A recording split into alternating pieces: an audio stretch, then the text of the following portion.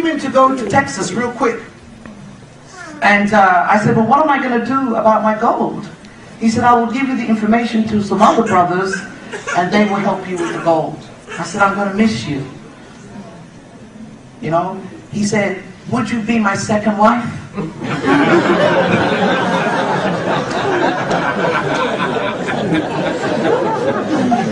He was dead serious. I'm sorry. I'm not trying to turn it into a comedy, but now when I look back, I said I was set up from heaven. I really was set up. When he said, would you be my son? I'm like, man, you done lost your mind. I said, I'm not sharing a man with anybody. You lost your mind. Your wife will kill you. I'm going to tell her. He said, it's permissible in Islam. I said, you're a liar. He said, it's permissible in Islam. I like you. We can talk. You just be my talking wife. I said, no. I said, you know I'm already married. He said, we can talk to your husband about this.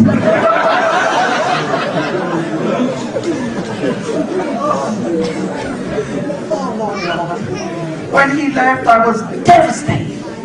I said, who am I going to talk to? I love talking to this man about Allah and the Islam and everything else. Well, he left, of course. And then my church federation, because I'm actually part of a church federation, my diocese has 167 churches. We're one unit of a huge amount, a table full of bishops, and they all have between 100 to 300 different churches. That's how big it was. Well, it is. And I went to Vegas with the federation, and we held a meeting down there. When I was in Vegas, I was just going to the meetings, you know, as you do. And one night I went to my bed, and I had what I thought was a nightmare.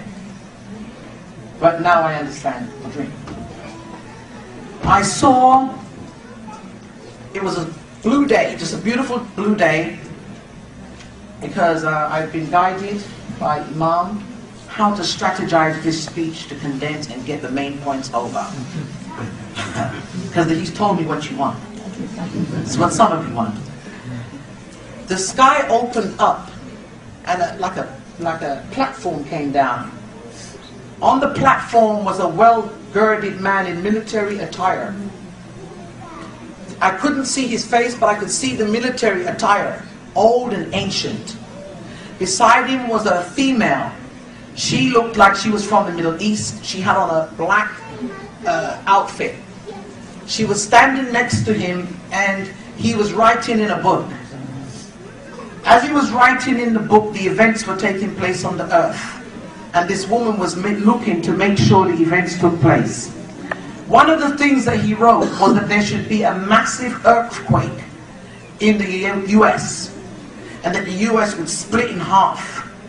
And I saw my feet was on two sides of earth, rocking like this with all the lava bubbling underneath. There was a big green, looked like a dome. It was it wasn't as luminous as that green, it was more of a pastel-y green. Like that lady's scarf, but a little bit more lighter. Like a dome. In England, when there's a dome, it means it's a mosque. Anywhere we see the dome. All the mosques in England have 24-karat gold roofs. But this one was not gold, it was green, which was strange. I was calling the people to come into the dome, but it's like they weren't listening. Many fell into the lava, many got into the dome. While the man was writing, he asked the woman, what is she doing? That was me. I fell to the floor. I wanted to die immediately. I did not want to face whoever this was. She said, she's teaching from the 3 books. He said, 3 books? Then he looked and he raised my body without touching me. He raised me up to stand upright, pushed his hand into my chest and pulled out. He had 3 books. He tucked them under his arm, went like this to the lady, and they took off, and he smiled, but I didn't see his face. When I woke up, I was traumatized, sick for 7 days, didn't go back to the church, abandoned all meetings, phoned my husband, called a doctor. Now I know something's wrong with me. I was shaking violently. It was me and Sister Robin that was on the trip. When I came back to Seattle, obviously, with all the other visions I've had, I'm getting some strange visions. I'm seeing communities of Middle Eastern people laying on beds with bowls of fruit, little girls about this high, giving them fruits on the bed. I am asking the prophet, his name Jeremiah, why are these people eating fruit in bed? He said, you don't know these people? I said, I don't know them. They're all clapping and whistling. I said, I don't know these people. He said, you were famous when you were on the earth. I said, for what? He said, when you go back, you will see. They know you, and you will know them. But I noticed that the grapes were like organic. They were huge. And the apples and everything were huge. They weren't normal size. And they were just eating them. I was like, oh, I'm losing it. Something's wrong. Something is definitely wrong. When I got back, I pulled out of the church circle a little bit and just stayed with my little members. And I went shopping for carpets. I met a man from Iran at the carpet shop. The man was just watching me through the store. I said, oh, he probably thinks I'm a thief. Look at him. He came over to me. I said, oh, why is he following me? Why is he following me? I'm not a thief. Why is he following me? He came in, he said, sister, do you believe in God?